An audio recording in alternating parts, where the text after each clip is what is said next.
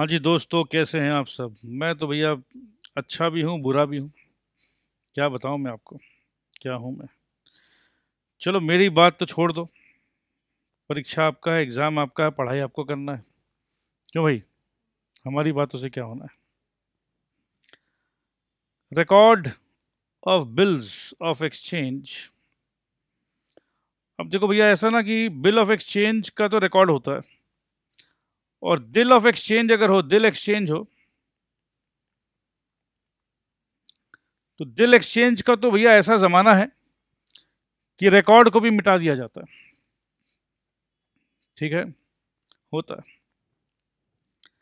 तो bill of exchange के record and promissory notes. चलो ये तो बिजनेस पार्लेंस है। बिजनेस पार्लेंस में रिकॉर्ड कीपिंग बहुत इंपॉर्टेंट है, बट इमोशनल पार्लेंस में भी रिकॉर्ड कीपिंग होता है। इमोशनल पार्लेंस में भी रिकॉर्ड होता है। दिल और दिमाग सब चीज़ रिकॉर्ड करके रखता है, बट कभी कभी हम लोग झूठ बोलते हैं। ठीक है, हम लोग झूठ बोल के उस रिकॉर्ड को चेंज करना चाहते हैं, मिटाना चाहते हैं। तो झूठ का पावर देखो। बट ये रिकॉर्ड रह जाता है दोस्त, रिकॉर्ड रह जाता है, रिकॉर्ड कभी हटता नहीं है।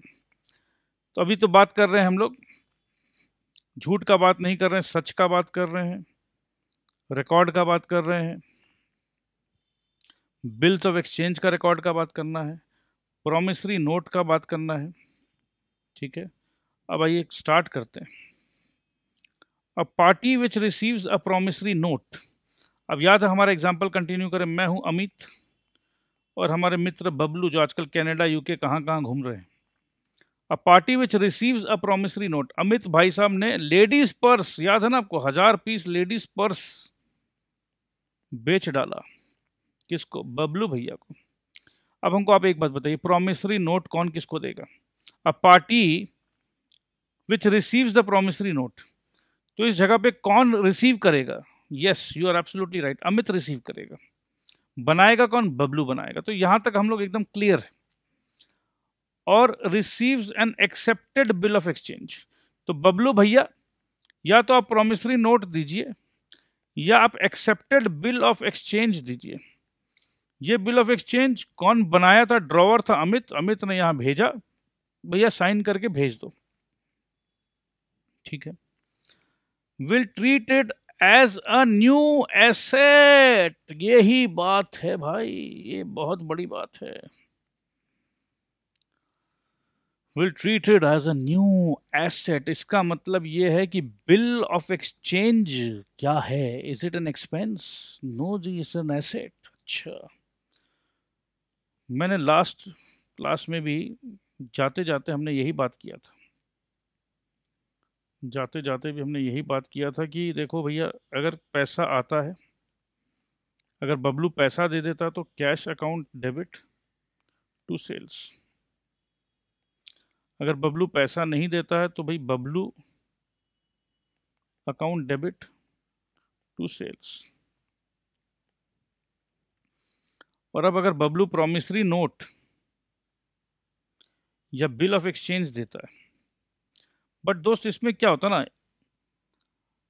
पहले जैसे ही हमने सेल किया, हमने सेल किया, कैश आया तो ये एंट्री हो गया। कैश नहीं आया, देखो सेल पहले हो गया, तुरंत झटके पे सेल हो गया। अरे भाई भैया बाल माल भेज, हाँ भेज दिया। तो सेल ऑफ गुड्स एक्ट हमने पढ़ा है, उसमें बोला कि पेमेंट जो है बाद में भी चलता है, पेमेंट लेटर भी चलता है। तो सेल तो हो गया ना जी, हाँ जी सेल हो गया। कैश होता तो कैश आ जाता, सेल हो गया है। अब सेल होते के साथ लेट्स से पेमेंट जो है, अपना दोस्त है दे देगा यार, 30 दिन 60 दिन 90 दिन जो भी है पेमेंट दे देगा। तो जैसे ही कैश सेल हो गया तो कैश में एंट्री मार दिया। और क्रेडिट सेल अगर हुआ, क्रेडिट सेल हुआ but credit period, period not yet determined, और अगर डिटरमाइंड भी है, no proof of period certainty, क्योंकि हमने बोला ना सर्टेन होना चाहिए। ये नो प्रूफ क्यों बोल रहे हैं? क्योंकि अभी तक क्रेडिट में हुआ है, बट अभी तक ना तो कोई बिल्स एक्सचेंज हुआ है, ना हमने अभी तक बिल बना के दिया, क्योंकि बिल तो मेरे को बनाना है ना, बिल मेरे को बनाना है। अब यार मैं बिजी आदमी हूँ, मैं सारा दिन माल बेचने में बिजी हूँ, यार बिल कब बनाऊंगा? अरे मैं बिल बना नहीं रहा हूँ तो सामने वाला भी आराम से बैठा हुआ है। समझ रहे बात को? तो ना तो बिल एक्सचेंज हुआ, या मैं बिजी इंसान हूं तो मैं बोलूंगा भैया देखो मेरे पास टाइम नहीं है, तुम एक प्रॉमिसरी नोट बना के मेरे को भेजो। तो बिल ऑफ एक्सचेंज नहीं हुआ है, प्रॉमिसरी नोट भी आया नहीं है वहां से। तो इसका मतलब है टाइम का लैग होता है, टाइम लैग होता है। तो ये प्लीज आप लोगों को बात समझना होगा। तो टाइम लैग होता है, तो इस टाइम पीरियड को अपने टाइमलाइन बनाते हैं। कैश सेल अगर हुआ तो कैश हमारा एसेट है। क्रेडिट सेल हुआ तो ये क्योंकि क्रेडिट सेल हुआ तो तुरंत हमको कैश तो नहीं मिला, पार्टी का नाम मिलता है हमको, पार्टी नेम। तो पार्टी नेम को हम लोग डेटर बोलते हैं, और अपने को पता है डेटर अपना एसेट होता है। अब क्रेडिट सेल के बाद आ गया हमारे पास डेटर। क्या इस डेटर पे do we know when he will pay?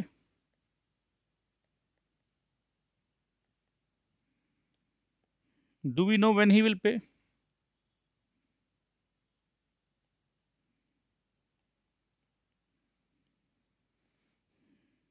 We don't know, and we just believe that he will pay. ठीक है यार, दे देगा यार। तो जब वो दे देगा तो कोई टेंशन नहीं है, ठीक है, अपने आराम से बैठे हुए। बट अब अपने को कहीं ना कहीं श्योर होना है कब देगा, कब देगा। तो उसके लिए हम क्या कर रहे हैं, we are sending him a bill of exchange, और we want to send him a promissory note.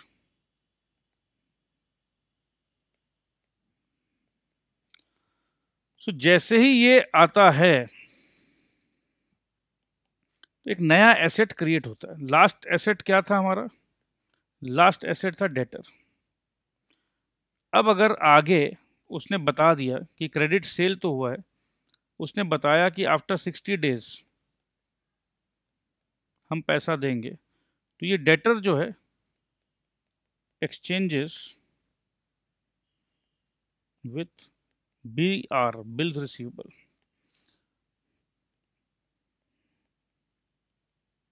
ठीक है, तो यही बात था। So new asset is created, new asset is created under the name of bills receivable.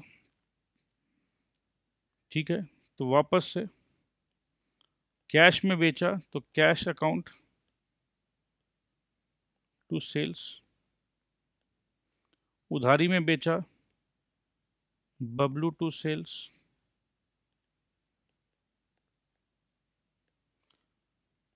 यहाँ ये debtor है। अब बबलू अभी तक कंफर्म नहीं किया, अब कंफर्म कर रहा है बबलू, तो बिल्स रिसीवेबल अकाउंट डेबिट, मतलब बिल मिल गया है। ये जब हम एंट्री पास करते हैं तो इसका मतलब Bablu has send his acceptance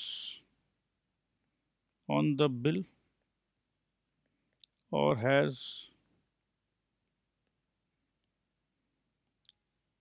send a promissory note.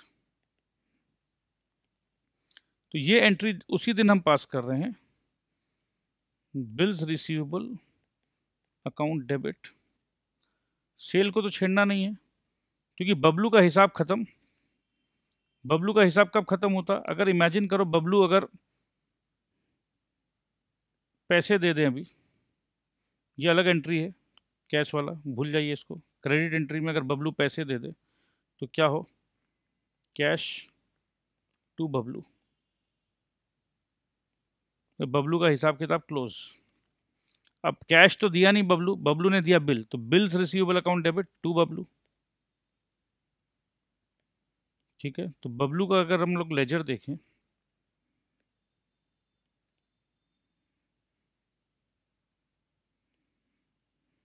Bablu भैया,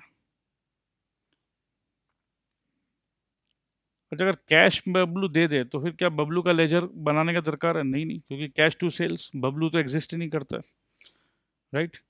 उधारी में था, डेटर बना बोल रहे हैं हम लोग उसको, राइट। तो इस जगह पे टू सेल्स 500 रुपया।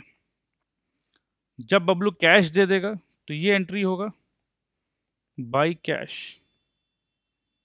500 रुपया। अब बबलू ने कैश, देखो ये इससे क्या हुआ, बबलू का हिसाब किताब क्लोज, बबलू का हिसाब किताब क्लोज। अब क्या कैश एक नया एसेट है? कैश तो एसेट है ही, नया पुराना क्या, कैश एसेट है, ठीक है। तो कहने का मतलब सेल किया 500 रुपये का, तो आना चाहिए था कैश, आ गया, झमेला खत्म। अब अगर कैश नहीं आया, इसका हिसाब क्लोज कैसे करेंगे, पहले ये बताइए हमको, बबलू का हिसाब कैसे क्लोज करेंगे? ये लेजर का मतलब है हिसाब किताब, समझिएगा बात को। बबलू का हिसाब हम कैसे क्लोज करें? अरे भैया कैसे क्लोज करें मतलब, 500 रुपया का सेल किए हैं इसको, अभी तक पैसा दिया ही नहीं, तो हम कैसे क्लोज करें? पैसा दे दिया तो लिख दिए बाई कैश 500 रुपया। तो क्या इस अकाउंट में कोई भी बैलेंस बचा है?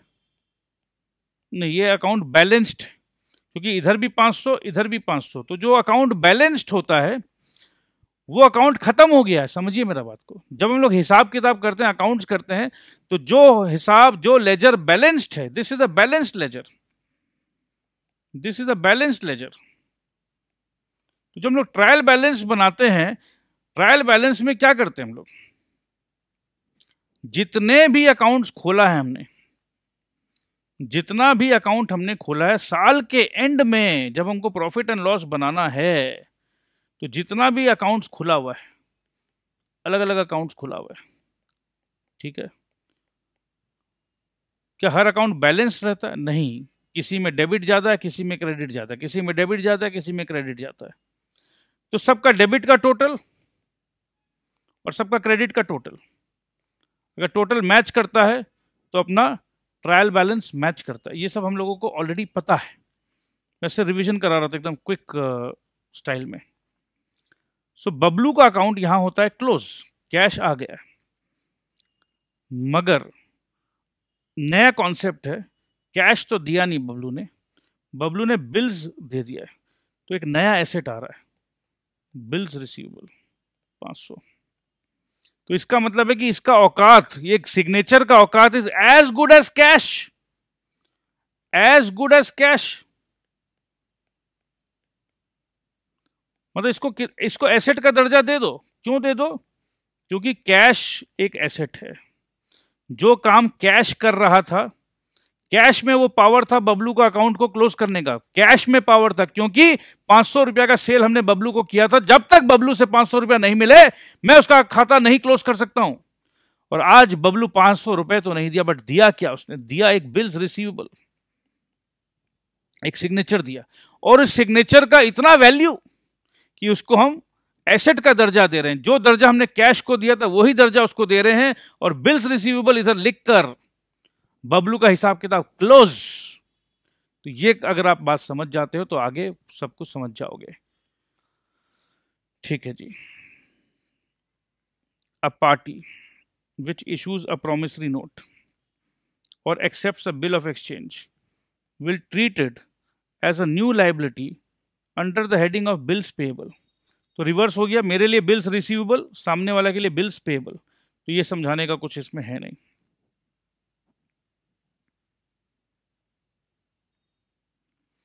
We shall first deal with the entries in the books of the party which receives promissory notes or bills। तो भैया किसके बुक का बात कर रहे हैं? अमित का बुक का, अमित के बुक का बात करेंगे हम लोग। When we talk of bills we include promissory notes also, ठीक है। तो बिल्स रिसीवेबल्स में बोलता है भैया एक काम करो ना, अब अलग अलग बनाओगे अकाउंट्स, कहीं लिखोगे प्रोमिसरी नोट, कहीं लिखोगे बिल्स, तो एक काम करो ना, उसी को डाल दो ना यार, उसी के अंदर डाल दो ना, समझ जाएंगे हम लोग। ठीक है भाई, तो ये हो गया। On receipt of bill, on receipt of bill, समझ रहे हैं बात। बबलू को माल बेच दिया हमने, बबलू को माल बेच दिया, बबलू का खाता देख रहे हैं, बबलू का खाता में दिख रहा है कि 500 रुपया बबलू से पाएंगे। सब कुछ क्लियर है कि बबलू भैया 500 रुपया आपसे लेना है, ठीक है। अब इमेजिन करो कि बबलू ने कोई भी बिल्स नहीं भेजा, तो जब हम लास्ट में बैलेंस करेंगे तो अपने को दिख जाएगा कि डेटर का बैलेंस है 500 रुपया,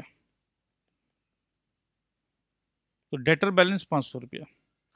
बट जब ये बिल्स बन जाएगा बाय बिल्स रिसीवेबल, ठीक है, तो नया एसेट क्रिएट हो जा रहा है। अपने देखते हैं क्या हो रहा है, आगे देखते हैं। So on receipt of bill the payee makes the following entry in his books of accounts.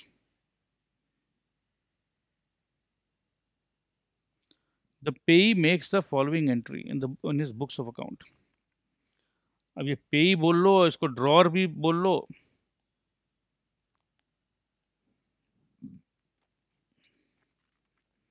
But यहां संबोधन दिया पेई से, जिसको पैसा मिलने वाला है। Bills receivable account to drawee या maker of the note.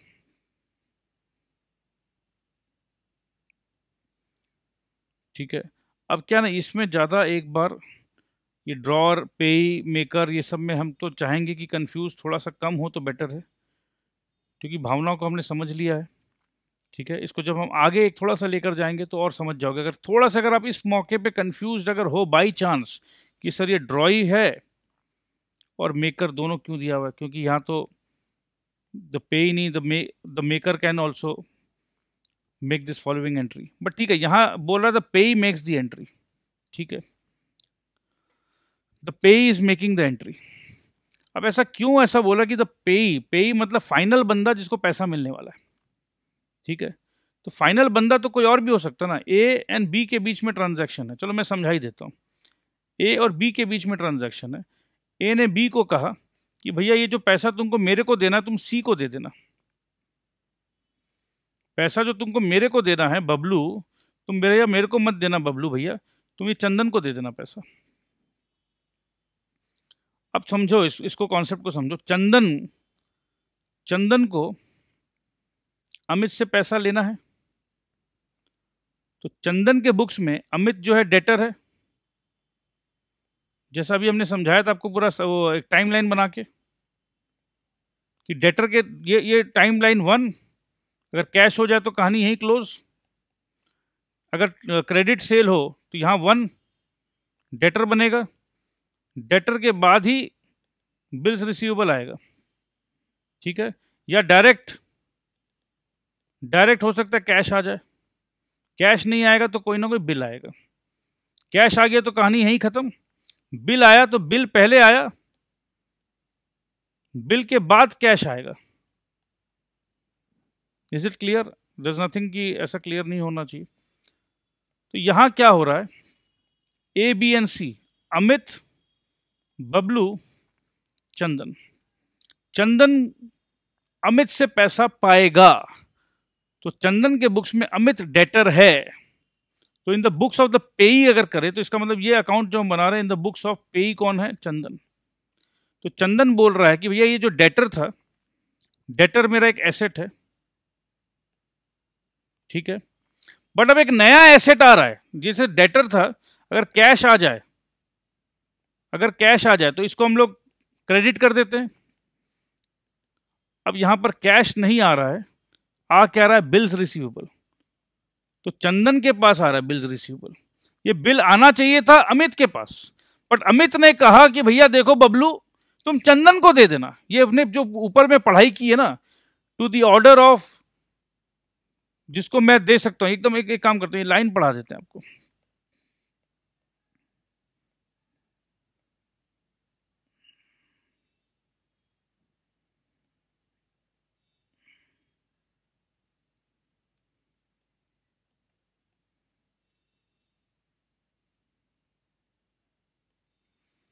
A bill of exchange has been defined as an instrument in writing containing an unconditional order signed by the maker. Maker is Amit, directing certain person is Bablu, to pay certain sum of money only to or to the order of a certain person or to the bearer of the instrument, ठीक है, और to the order of the certain person, ठीक है। ये certain person जो है, जो बना रहा है, ये ऑर्डर दे दिया कि तुम चंदन को दे देना, ठीक है।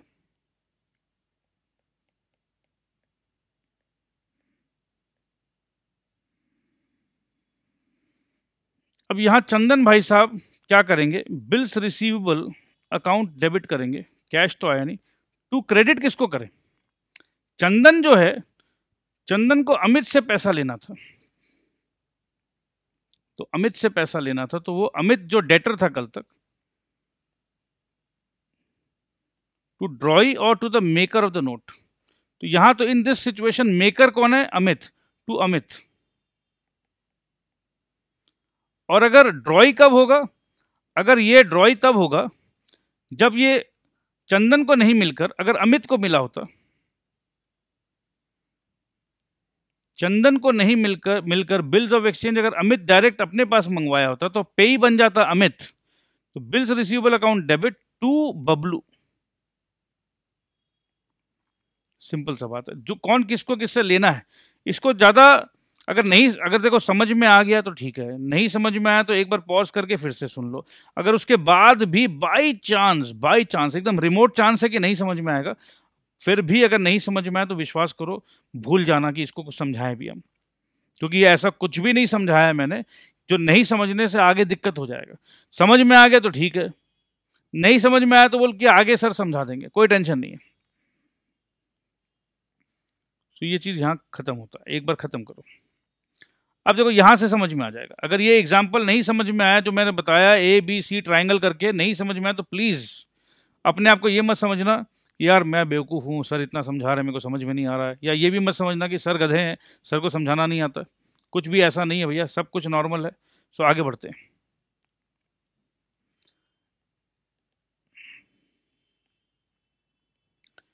A accepts a bill of exchange drawn on him by B, ठीक है। A accepts a bill of exchange, तो यहाँ पर drawn on him by B, तो यहाँ कहानी चेंज हो रहा है। B इज बबलू, बबलू ने बिल बनाया और बबलू ने बिल बनाया अमर के ऊपर। बबलू भैया अमर रहे, बबलू भैया अमर रहे, ठीक है। ये ऐसे मैं नारा लगाता हूँ बीच बीच में, कुछ कुछ हो जाता है मेरे को। तो बबलू भैया ने ए एक्सेप्ट, मतलब अमर भैया एक्सेप्ट करते हैं बिल ऑफ एक्सचेंज। तो आपको पता ना कि बबलू भैया ने एक बिल बनाया, ठीक है। तो इसका मतलब ये भी समझ में आ रहा है कि बबलू भैया ने कुछ ना कुछ सामान अमर भैया को बेचा होगा। अब बताइए तो क्या बेचा अमर भैया को, वही लेडीज पर्स, क्योंकि वही तो बबलू भैया ने अमित से खरीदा था। तो बिजनेस को कंटिन्यू कर रहे हैं ना, बबलू भैया अमित से खरीदे और बबलू भैया अमर भैया को बेच दिए, ठीक है, ठीक है। तो अमर भैया accepts a bill of exchange drawn on him by Bablu. तो बबलू सियाना हो गया, बोले देखो भैया अमित भैया ने मेरे ऊपर बिल बनाया, अब वैसा ही सेम बिल हम अमर भैया के ऊपर बनाएंगे। In the books of B, मतलब बबलू के बुक्स में the entry will be in the books of B. तो देखो सिंपल सा कहानी है, बबलू भैया को अमर भैया से पैसा चाहिए, तो अभी फिलहाल तो अमर डेबिट है टू सेल्स। अब जैसे ही बिल मिल जाएगा तो ये अमर जो अभी तक डेबिट है ये हट जाएगा, क्योंकि इसके एक्सचेंज में आ गया बिल्स। तो हटाने के लिए जो डेबिट होता है उसको क्रेडिट करना पड़ता है, तो वो हट जाता है। समझ गए ना, जैसे ऐसे काटा मार दिया, तो अकाउंटिंग भाषा में काटा, अगर डेबिट को काटना है, डेबिट को अगर काटना है तो उतना क्रेडिट कर दो, समझो, ये सब टेक्निकल बात अगर दिमाग में घुस जाएगा ना, अकाउंट्स में बोलो गलती करके आ ही नहीं सकते आप लोग। ये बात इंपॉर्टेंट है कि काटना कैसे। तो बिल्स रिसीवेबल घुस गया, ये तो डेबिट हो गया। तो देखो एंट्री यही है, बिल्स रिसीवेबल अकाउंट डेबिट, और अमर को काटना है जो ए है, तो डेबिट को काटना है तो उतना को क्रेडिट कर दो, टू ए। ये भावनाओं को, इस लॉजिक को प्लीज समझो, क्योंकि मैं रटाना नहीं चाहता हूं। अगर समझ जा रहे हो अकाउंट्स को कि हो क्या रहा है, तो मैं बोल रहा हूं कि अगर ये एंट्री ठीक से समझ गए हो ना, तो ये आगे कुछ नहीं भी करेंगे तो भी हम लोग गलत नहीं कर सकते। बट चिंता मत करो, हम लोग आगे करेंगे।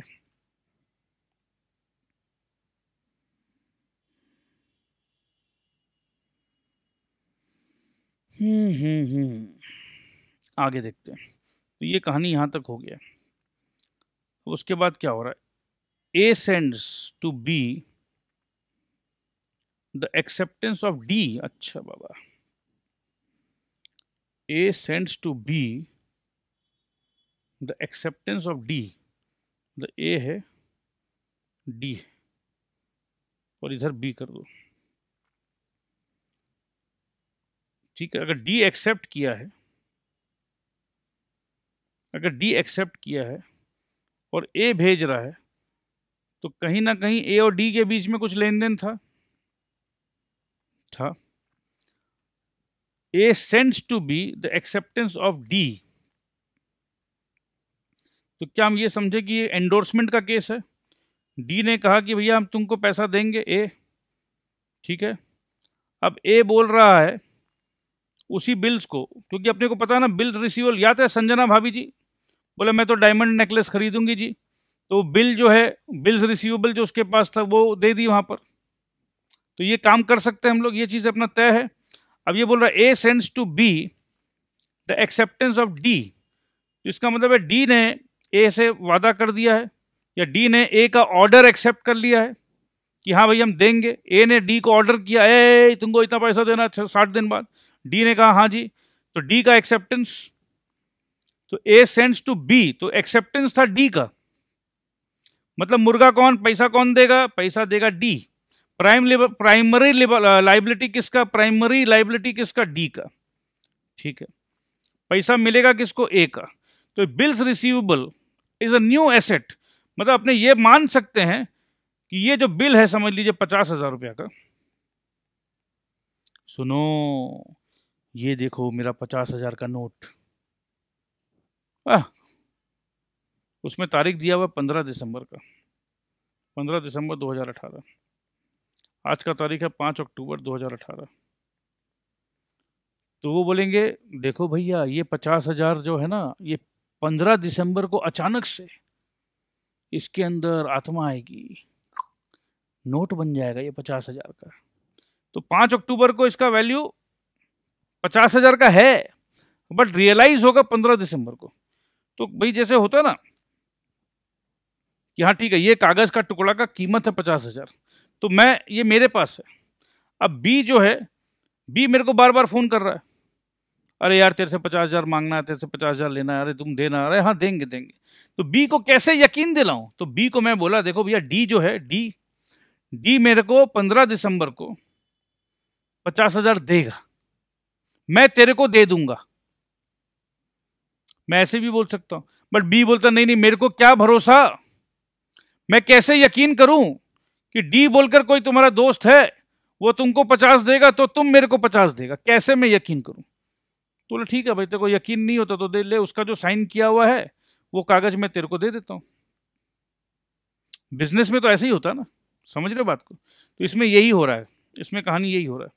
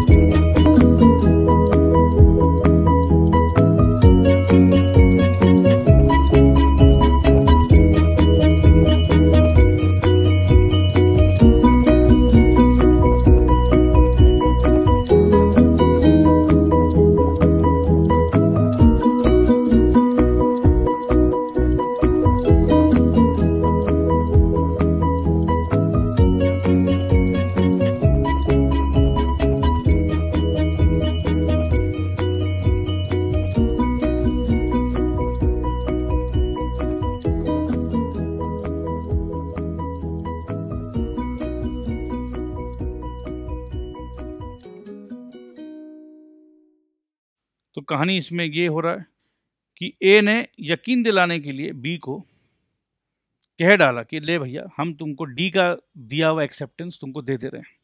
सो A sends to B acceptance of D, ठीक है। In this case also the entry in the books of B will be, अब बी के बुक्स में क्या है, अब देखो बी के बुक्स में क्या है, ये समझना होगा अपने को। बी और ए का क्या रिश्ता है, इस पूरे कहानी से समझ में आ गया कि ए जो है बी के बुक्स में ए डेटर है, ठीक है। इसका मतलब बी ने कुछ ना कुछ बी को पाना है कुछ ए से, तो ए का अकाउंट जो है कहीं ना कहीं खुला है। बी के लेजर में अगर ए का देखें तो टू बैलेंस, समझ लो बैलेंस 5,000, ये बी के बुक्स में देख रहे हैं हम लोग, in the books of B. अब जैसे ही बी को ए ने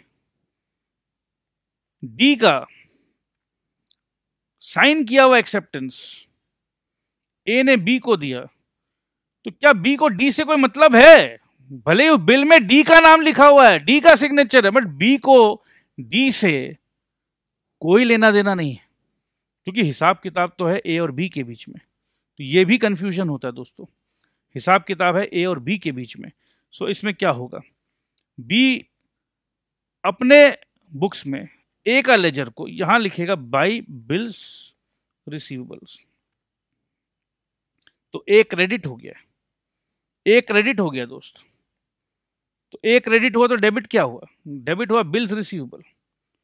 तो लेजर से हम लोग रिवर्स एंट्री करेंगे तो जर्नल बनता है।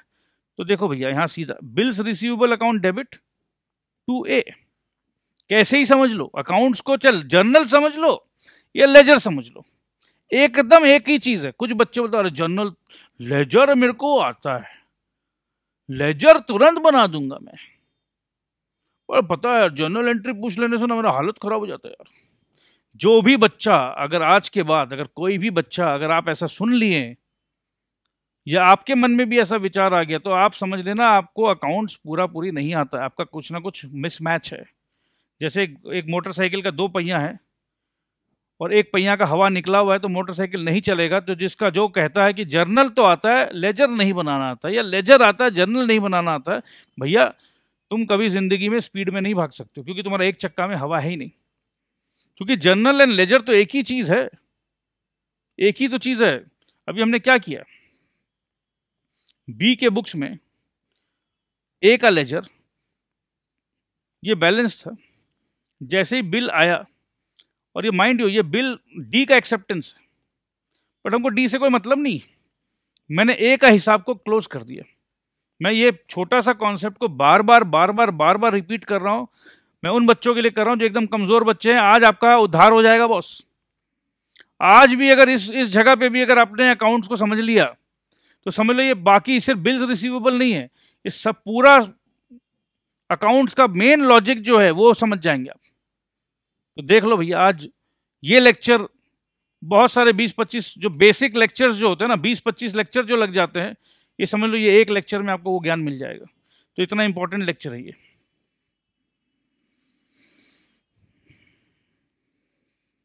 क्योंकि इन the books of this, in the books of that, in the books of this, in the books of that, ये इसमें भी आप लोगों को कंफ्यूजन रहता है। ठीक है जी, यहां तक तो बात हमने कर लिया है। The person who receives the bill has 3 options. क्या बात है, अब देखो बिल रिसीव कौन किया, जो भी रिसीव किया उसका 3 ऑप्शंस। अब जैसे मैं हूं अमित, ये है हमारे भैया बबलू। बबलू भैया को हमने 1000 क्या बेचा था बताइए? Yes, ladies purse. ठीक है, वैरायटी ऑफ डिजाइन्स। चिंता मत करो, जब तुम लोग शादी करोगे तो हम तुमको अमित भैया का एड्रेस दे देंगे। ये जो हम अमित भैया कर रहे हैं वाकई में एग्जिस्ट करते हैं अमित भैया। ठीक है, आप चिंता मत करो, काल्पनिक नहीं है। तो अमित भैया बबलू भैया को बहुत सारा लेडीज पर्स बेच दिए। बबलू भैया ने दे दिया इनको बिल्स रिसीवेबल। बिल बना के साइन, मतलब बिल बनाया कौन? अमित भैया ने बनाया, साइन बबलू भैया ने किया, तो बिल्स रिसीवेबल एग्जिस्टेंस में आ गया। अब क्या हो सकता है? अब अमित भैया क्या कर सकते हैं? ही can hold the bill till maturity. Maturity का मतलब, जैसे अगर अमित भैया ने लिखा था कि 15 दिसंबर को तुमको देना है, या जो भी है 60 डेज फ्रॉम टुडे, या जो भी है इस डेट से कैलकुलेट करने का 15 दिसंबर आया, तो 15 दिसंबर 2018 को पैसा देना है, बबलू भैया देंगे। So he can hold the bill till maturity, तो मैच्योरिटी डेट इज 15 दिसंबर, तो ये वर्ड भी समझ में आ गया। Naturally in this case no further entry is passed until the date of maturity arrives. तो भैया मैच्योरिटी आने दो, लेके बैठे हुए, बिल आ गया, ठीक है, बैठे हुए। दूसरा काम क्या कर सकते हैं? देखो बात समझो, 15 दिसंबर को ही पैसा मिलेगा, मतलब जो हमने माल बेचा है 5 लाख का, ये 5 लाख का दस्तावेज है मेरे पास, ये 5 लाख का बिल रिसीवेबल है मेरे पास, बट मैं चुपचाप उसको ड्रॉर के अंदर घुसा के बैठ गया। तो ये 5 लाख मेरे पास रखे हुए हैं, चाहूं तो मैं ये 5 लाख रॉबिन को दे सकता हूं, बट सर ये 5 लाख तो 15 दिसंबर को 5 लाख बनेगा। हाँ ठीक है, बट ये बिजनेस में क्या होता है ना, आज भले ही 15 अक्टूबर है और रॉबिन को 5 लाख देना है मेरे को, तो मैं चाहूं तो ये बिल जो बबलू ने मेरे को दिया है मैं रॉबिन को दे सकता हूँ। This is called endorsement. तो मैं अगर रॉबिन को देता हूं तो ये 5 लाख मेरा और रॉबिन का हिसाब तो आज ही चुकता हुआ ना। भले ये 5 लाख रॉबिन को भी 15 दिसंबर को मिलेंगे, बट एक नया एसेट तो क्रिएट हुआ ना, आप बात समझिए। तो जो भी जहां पर जिसके भी बुक्स में डेटर है, ऑल द डेटर्स, किसी के भी बुक में जो भी डेटर है, debtor can be converted into bills receivable. Are you understanding? हर आदमी जितने भी एक दूसरे के डेटर्स है वो एंडोर्स कर करके आगे भेजते रहेंगे, तो सबका डेटर कन्वर्ट होकर बिल्स रिसीवेबल बनते रहेगा। Are you understanding this thing? If you understand this thing, देखो मजा आने वाला आगे। सो अगर मैं चुपचाप अपने ड्रॉर में रख लेता हूं तो कुछ नहीं, ये 5 लाख का एक पुर्जा है मेरे पास जो 15 दिसंबर को 5 लाख बन जाएगा। बट मैं इसको आज ही यूज करना चाहता हूँ। ए रॉबिन, बहुत तुम मेरे को चमकान दे रहे थे ना, हाँ तुमको क्या लगता है मेरे पास पैसा नहीं है? पैसा नहीं है, ले ये ले, खबरदार जो तुम मेरे को फोन किए तो, और खास करके संडे को कभी फोन नहीं करोगे मेरे को। बीवी बच्चे के साथ रहता हूं मैं संडे को, और उस दिन तुमने फोन करके मेरे को डिस्टर्ब किया, खबरदार। ये ले बिल। तो रॉबिन जो बहुत परेशान कर रहा था मेरे को, मैंने ये बिल रॉबिन को दे दिया, जो बिल बबलू भैया ने मेरे को दिया था, ठीक है। तो कहानी ऐसे भी होता है। तो ये पॉइंट नंबर 2 में आ जाइए। The bill can be endorsed in a favour of another party से जेड, वही जो अभी हमने समझाया, जेड नहीं है, रॉबिन है, रॉबिन, ठीक है। इन्होंने जेड बोला, हमने रॉबिन बोला।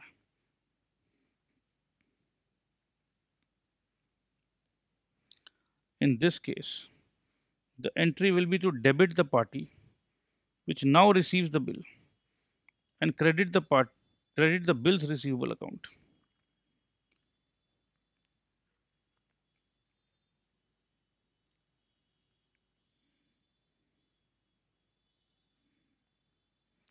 अब जैसे रॉबिन, मेरे को रॉबिन को पैसा देना था, तो रॉबिन कहीं ना कहीं मेरा क्रेडिटर है बाई बैलेंस बीडी 5 लाख। तो अगर मैं रॉबिन को बिल दे रहा हूं तो मेरे को रॉबिन को डेबिट करना होगा।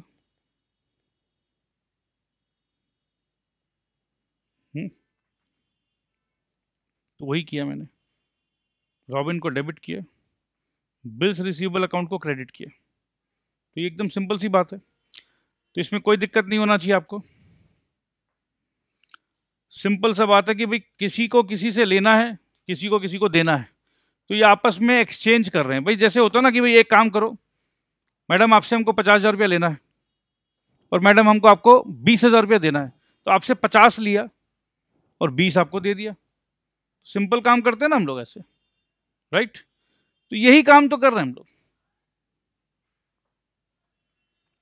यही काम कर रहे हैं हम लोग कि किसी से ले रहे हैं किसी से ले रहे हैं दर्द और किसी को दे दे रहे हैं, नहीं दर्द का बात नहीं कर रहे हैं, ठीक है, हम बिल्स रिसीवेबल का बात कर रहे हैं, ठीक है। अच्छा कभी कभी पता क्या होता है, हम किसी से दर्द नहीं लेते हैं, हमारा जो दिमाग है ये खुद अपने को दर्द देता है, हमारा दिमाग हमारे काबू में नहीं है। कोई किसी को दर्द नहीं दे सकता मेरे दोस्त। दर्द देने के लिए भगवान ने आपको जो इंटेलिजेंस दे दिया ना, दिमाग, ये दिमाग आपको बहुत नचाएगा, खूब नचाएगा। आप बंदर हो, वो मदारी नचाते रहेगा, और आप नाचते रहिए नाचते रहिए नाचते रहिए। शादी से पहले, शादी के बाद एक और सुपर मदारी जो आपकी बीवी होगी, अगर आप लोग बॉयज हो तो। सो आप लोग चिंता मत करिए। सो नाचना है, जिसको डांस नहीं आता दोस्त, don't worry, without even knowing how to dance you will do good in life. Dance करते रहो, सब ठीक है। ठीक है भाई, ठीक है। सर पढ़ाते पढ़ाते आपको क्या हो जाता है? अरे भाई पूछो मत क्या हो जाता है यार, पूछो मत। तुम लोग बिना पूछे तुम लोग सब समझ जा रहे हो, वेरी गुड, इंटेलिजेंट बच्चे। पढ़ाई छोड़ के तुम लोग को सब समझ में आता है, पढ़ाई नहीं समझ में आता। दूसरे का दुख तो कुछ ज़्यादा ही समझ में आता, हमको मालूम है। Very good. चलो पॉइंट नंबर 3 में आ जाता है, the bill of exchange. The bill of exchange, not the दिल of exchange. Now I am very serious, so guys get serious now. The bill of exchange can be discounted with bank. अरे ये bank कहाँ से आया, bank कहाँ से आया? अब देखो भैया, बात ऐसा है कि बबलू भैया ने हमको लिख के दे दिया कि ये हम 15 दिसंबर को आपको दे देंगे, और आज है 5 अक्टूबर। पैसा भैया आज ही चाहिए। क्यों आज चाहिए? क्योंकि आज मेरा हैप्पी वेल्डिंग एनिवर्सरी है। तो सर आपने तो कहा है वो बिल रिसीवेबल को भी तो हम लोग दे सकते हैं। अब क्या बताएं यार, ऐसा घटिया ज्वेलर से खरीदना है ना उसको। बोलता नहीं हमको बिल रिसीवेबल ये सब नहीं, हमको तो नगद दो, कैश दो, कैश दो। अब बीवी है हमको तो यार उसको माथा में लेके घूमना ही पड़ेगा, समझो तुम लोग। मैं बोला ठीक है भाई, चिंता मत करो, 5 लाख रुपया का बिल रिसीवेबल है मेरे पास। जाते हैं किसी के पास, बैंक के पास गए, भैया बैंक मैनेजर, भैया बैंक मैनेजर। अरे रोहन, तुम इस बैंक का मैनेजर कब से रे भाई? अरे तुम तो अपना दोस्त है, लंगोटिया है यार, भूल गया क्या? अरे क्लास में जब तुम थे, क्लास 6 में जब मारे थे तुमको 2 थप्पड़, मेरा टिफिन खा लिए थे तुम तो टिफिन नहीं लाते थे, तुम तो उसका चंदन का टिफिन खाते थे। अरे तो वो अपना ही ना हुआ यार, चंदन का टिफिन अगर हम ले लिए और तुम उसमें से ले लिए तो तुमको जो मारेंगे तुम यही ना बोलेंगे ना कि मेरा टिफिन से तुम खा लिए। अब सुनो, उतना मत जाओ। अब सुनो भाई, वो स्कूल का दुश्मनी मत निकालना। अब ये बिल रिसीवेबल लेकर आए हैं और तुमको मेरा हेल्प करना होगा। देखो, now your bank manager, not my school friend. अच्छा ठीक है भाई, बोलो क्या करना है। तो वही बोले हम, रोहन को जाके बोलें कि देखो भैया 5 लाख का ये बिल्स रिसीवेबल है, ये हमको मिलेगा बट 15 दिसंबर को मिलेगा, तो भैया तुम हमको दे दो पैसा। तो बैंक ने कहा ठीक है भैया, हम तो 2% इंटरेस्ट काटेंगे या जो भी है, तुमको हम 5 लाख में, हम इतना तो नहीं, चलो 480 दे दे रहे हैं, 490 दे दे रहे हैं, कुछ भी है। तो ऐसे बैंक से हमको मिल जाता है। तो बैंक ने 5 लाख के जगह 5 लाख तो नहीं दिया। अगर लेट्स इमेजिन अ सिचुएशन कि आज 15 अक्टूबर है, आज 15 अक्टूबर है और मैं आज बैंक के पास गया और बैंक को ये मिलेगा 15 दिसंबर को। तो एक तरीका से अक्टूबर, नवंबर, 15 नवंबर, 15 दिसंबर, 2 महीना तो हुआ। क्या कर रहे हैं? सो 2 महीना इंटरेस्ट का ही तो गेम है। जो चीज़ बैंक को 15 दिसंबर को मिलेगा, बैंक एक तरीका से समझ लो लोन हो गया, बट लोन में सिक्योरिटी चाहिए। यहाँ एक बैंक सिक्योर्ड है कि ठीक है ये पैसा डूबेगा नहीं मेरा। तो बैंक ने कहा ठीक है देख भाई, 5 लाख 1% हुआ 5,000, 1 महीना का 5,000, 2 महीना का 10,000, तो 4,90,000 तेरे को दे देते हैं। अब हम भी सोचे कि क्या करें भैया, 5 लाख था, 490 हो गया, 10,000 बैंक वाला खाएगा, बट क्या करें, बीवी तो खुश हो जाएगी। चलो भाग्यवान, 4,90,000 है मेरे पास, चलो तुमको क्या खरीदना खरीद लो। अपने आप को बेचना भी पड़े तो बेचेंगे भाई, तुम खुश रहो। करना पड़ता है दोस्त। तो the bill of exchange can be discounted with bank. तो जो डिस्काउंट अमाउंट क्या हुआ, 5 लाख का बिल था, बैंक ने दिया 4,90,000, तो 10,000 जो है वो डिस्काउंट अमाउंट है। ये तो एकदम सिंपल था बात सर, हम लोग तो समझ गए थे, आप भी सब क्या क्या समझा देते हैं। ठीक है भाई। The bank will deduct a small sum of money as discount and pay the rest of money. ठीक है, अब देखो कितना ईजी है। अब मेरे पास था क्या, मेरे पास था बिल्स रिसीवेबल। बिल्स रिसीवेबल था मेरे पास एसेट, तो एक एसेट कैंसिल होगा, क्योंकि बिल्स रिसीवेबल जो था वो चला गया किसके पास, बैंक के पास। मेरे पास था, अब चला गया बैंक के पास। तो ये बिल्स रिसीवेबल जो डेबिट था, इसको क्रेडिट करना है। तो ये लो भैया, पहले ही क्रेडिट कर दिया हमने। ठीक है, तो जिसका वजूद खत्म करना है उसको क्रेडिट करना है, तो कर दिया। बिल्स रिसीवेबल का वजूद खत्म हो गया, उसको क्रेडिट कर दिया। कुछ आया मेरे पास, हाँ आया ना। बैंक, अच्छा वजूद कितना का खत्म किया, 5 लाख का। 5 लाख का वजूद खत्म किया, और आया कितना, 4,90,000। बड़ी ना इंसाफी, 4,90,000 आया। तो भैया 10,000 कहाँ गया, 10,000 खर्चा हो गया डिस्काउंट में। तो डेबिट ऑल एक्सपेंसेस। ठीक है, एक्सपेंस को डेबिट कर दिया। ये बैंक जो है हमारा एसेट है, जो डेबिट हो जाता है बढ़ने से, तो ये बढ़ गया। और बिल्स रिसीवेबल का वजूद खत्म कर दिया, उसको क्रेडिट कर दिया। तो देखो समझने का हेर फेर है, कैसे समझ रहे हैं वैसे भी समझ लो, रट के समझ लो, प्यार से समझ लो, जैसे समझना समझ लो, बट भैया समझ लो। तो अगर डिस्काउंट कराया बैंक से तो ये एंट्री है, तो ये एंट्री भी मेरे ख्याल से एकदम ईजी था, समझ में आ गया आपको।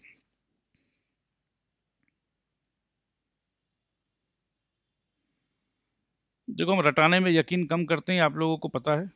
मैं समझाने पे यकीन ज़्यादा करता हूँ। मैं चाहूँ तो बिल्स ऑफ एक्सचेंज का 20-25 सम्स करा दूँ आप लोगों को, समझेंगे आप लोग कुछ भी नहीं, रट रट के करेंगे भैया। ये देश कभी सुधरेगा नहीं इससे। मुनीम नहीं चाहिए देश को चलाने वाले एंड एंटरप्रेन्योर्स चाहिए, अच्छे मैनेजर्स चाहिए। तो अच्छा मैनेजर बनाने का कोशिश कर रहा हूँ मैं। समझ बूझ चाहिए, ठीक है, तो वही कोशिश कर रहा हूँ।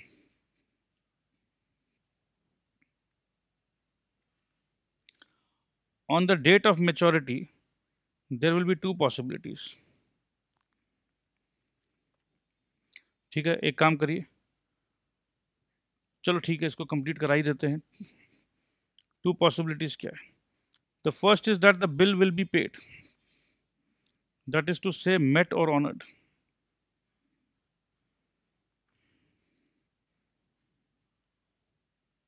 अब ये जो बिल था ना, बबलू भैया का जो बिल था, बबलू भैया 15 दिसंबर को बोलते हैं हम तो अफ्रीका के जंगल में फंस गए भैया।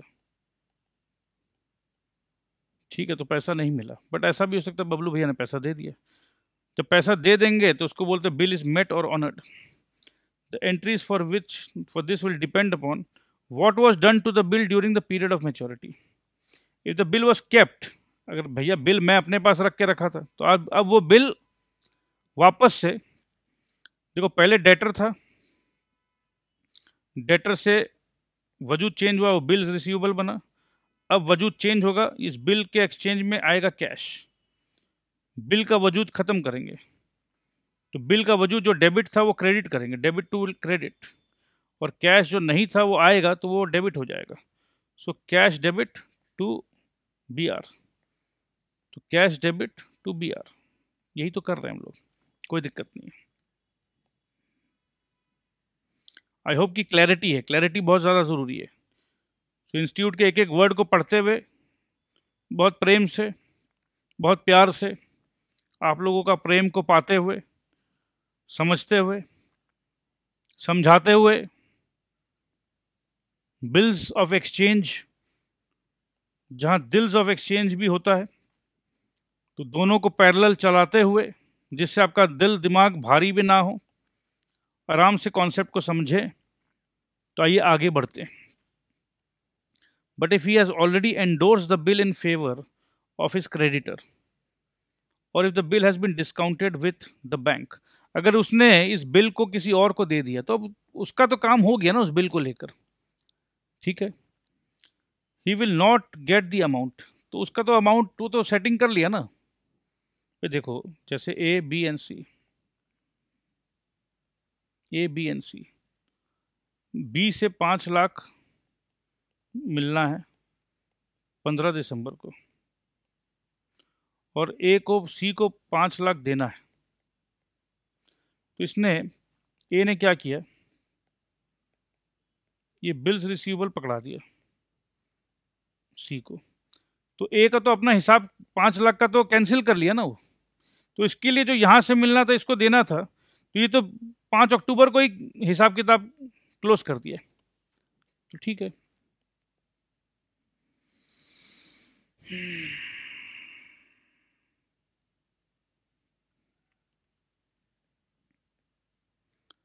it will be the creditor or the bank which will receive the money. Therefore, in the two cases, no entry will be made in the books of the party which originally received the bill. तो ये एकदम clear है, समझाने का कुछ नहीं है।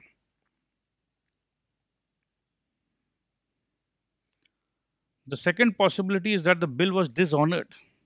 That is to say that the bill was not paid. If the bill is dishonored, it will become useless and the party from whom the bill was received will be liable to pay the amount and also the expenses incurred by the party. ये तेरे कारण इज्जत गया, सब कुछ गया, नुकसान हुआ, इंटरेस्ट दिए, जो बैंक से डिस्काउंट कराए उसका भी इंटरेस्ट लगा, जो भी whatever. So therefore the following entries will be made. If the bill was kept till maturity then, मैं अपने पास ही रखा, ठीक है। तो बिल्स रिसीवेबल जो डेबिट था कल तक, उसका वजूद कैंसिल करो क्योंकि ये तो बेकार हो गया, क्रेडिट कर दिया। और ड्रॉई या मेकर, ये ड्रॉई मेकर में मत कंफ्यूज हो, जिसके साथ धोखा हुआ, कौन धोखा दिया उसका नाम लिख दो बस। तो यहां एक काम करो, लिखो धोखेबाज।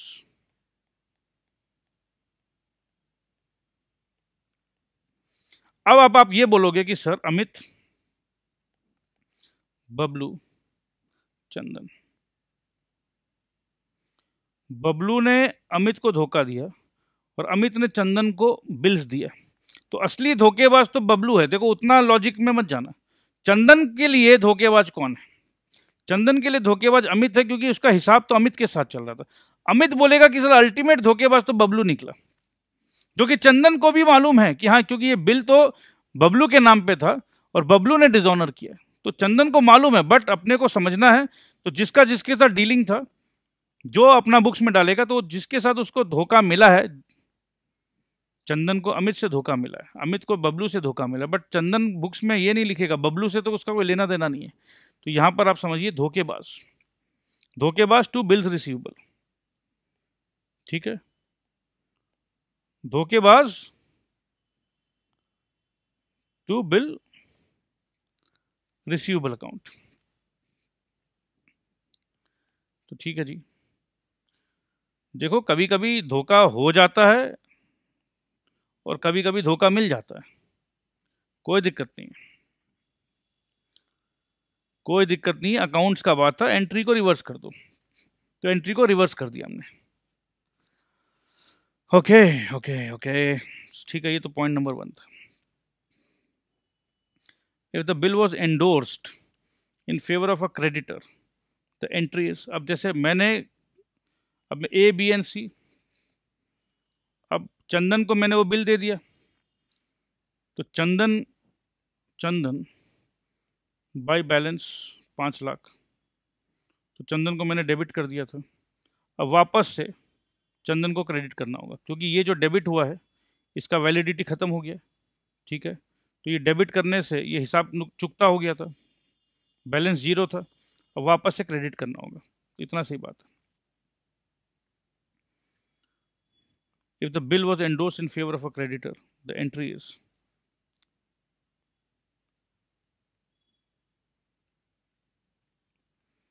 देखो अब यहां थोड़ा सा चीज समझना, ड्रॉई या मेकर ऑफ द नोट, जिससे मेरे को, अब यहां 2 पार्टी इन्वॉल्व हो गया। एक तो जैसे जिसने मेरे को धोखा दिया, बबलू भैया ने धोखा दिया, तो बबलू भैया से पाएंगे यहां धोखेबाज,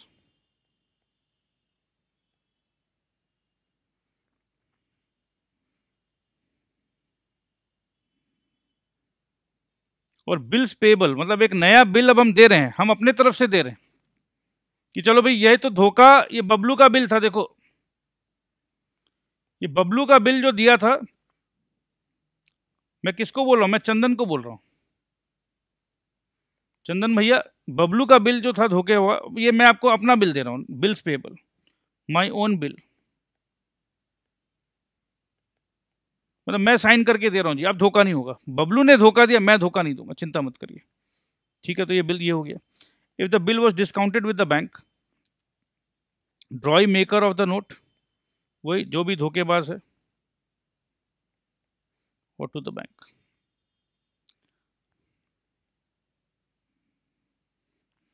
Thus, it will be seen that in case of dishonor, the party which gave the bill has to be debited because he has become liable to pay the amount. The credit entry is bills receivable, it was retained. ठीक है, तो मेरे ख्याल से दोस्त यहां तक अगर समझ लिया है तो आगे भी समझ लेंगे। ठीक है, क्योंकि